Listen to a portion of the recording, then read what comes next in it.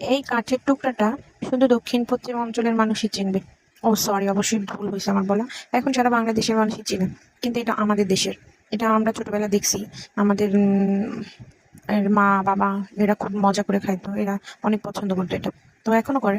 এখন অবশ্যই বাইরের মানুষ, ঢাকা, চট্টগ্রাম, এদিকে নানান দেশের মানুষেরাও এটা চিনছে, যেহেতু অনলাইনে জগৎ। তারাও এখন দেখি দূর দূর থেকে এসে খুলনাতে আসে খাওয়ার জন্য, কিংবা অনলাইনে কেনাকাটা করে। কিন্তু আমাদের দেশে এটা অ্যাভেলেবেল পাওয়া যায় সব জায়গায়। তো আমাদের তো এটা ছাড়া চলে না। হাঁসের মাংস রান্না বলেন, গরুর গোশ রান্না বলেন, এটা আমাদের সব সময় এটা চলে আমাদের বাসায়। আলহামদুলিল্লাহ, খেতেও খুব মজা লাগে, ভালো লাগে আমার কাছে। অনেক ভালো লাগে আমার কাছে গরুর গোশ আর হাঁসের মাংস রান্না করলে। তো আমাদের ঘরে এটা আসে সবসময়। তো আপনাদের কার কেমন লাগে কমেন্ট করবেন, বলবেন। দেখি কার কার ভালো লাগে চুইঝাল। তবে হ্যাঁ, যদি বেশি লোভ লাগে তাহলে তোমরা আমার বাসায় হাঁস আর চুইঝাল নিয়ে আসতে পারো, তাহলে আমি রান্না করে তোমাদের খাওয়াতে পারবো। আর বাকিটুকু দেখাইলাম না, যদি বাকিটুকু দেখাই তাহলে আমি আর খাইতে পারবো না, লোভ লাগিয়ে যাবে। আল্লাহ।